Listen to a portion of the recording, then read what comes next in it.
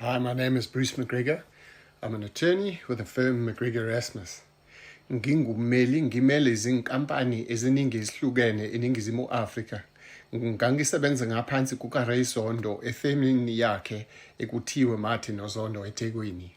As an attorney, I advise on all aspects of law.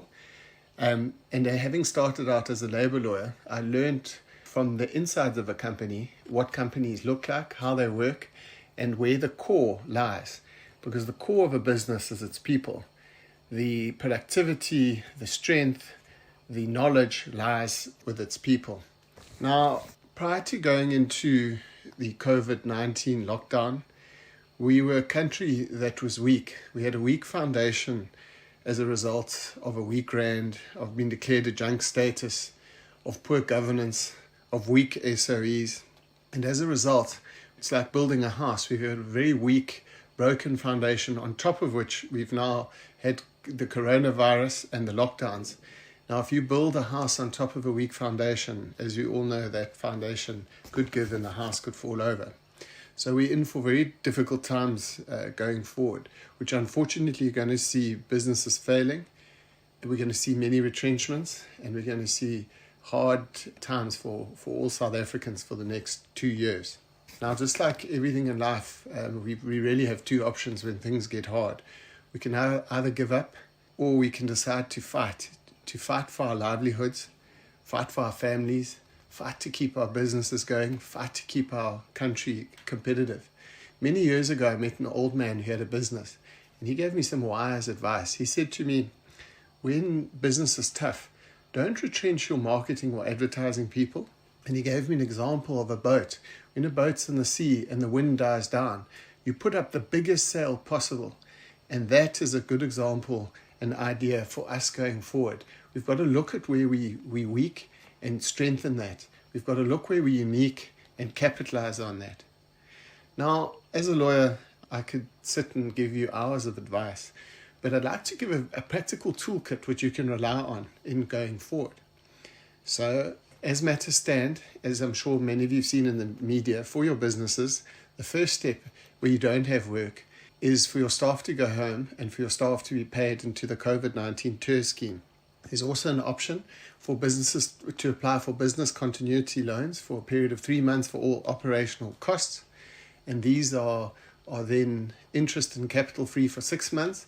Well, on the 7th month, the loan will start operating at a set interest rate for a period of 5 years. Obviously, you need to look at restructuring your business. What is the way that you can restructure the business so it's lean and mean, so it can move forward and not be hampered by unnecessary costs?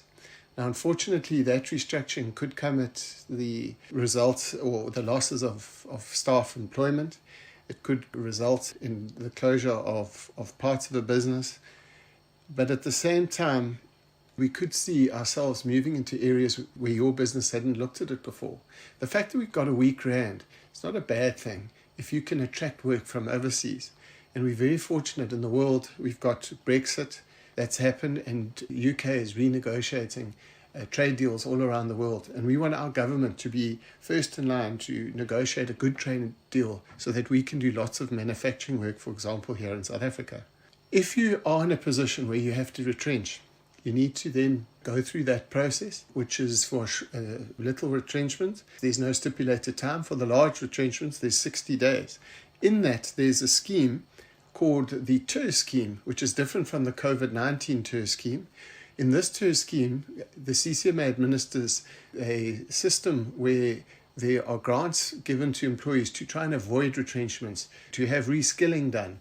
Other methods of reducing costs without retrenching is obviously with salary decreases, which have to be done by agreement, and the renegotiation of all your costs. And that might be on your commercial agreements, on your rentals, all the way through to the core of how you do business, to negotiate with your suppliers on cheaper rates. One of the things that I recommend with small and medium business is to look to pool your non-core assets and services. So you can share it, subject to competition law requirements, to share accounts, to share finance, to share your debtors and creditors functions. These are ways where businesses can pull together, still being competitors, but they can share resources during these bad times. Outsourcing is an option, which is very similar to that.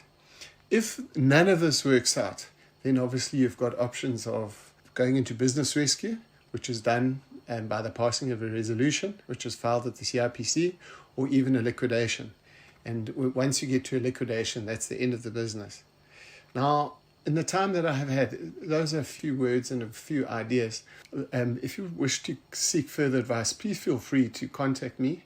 My details are below. And I just want to encourage you, this is a time for courage. This is a time for us to get closer to God. This is a time for us to get closer to each other, because united we can win this fight.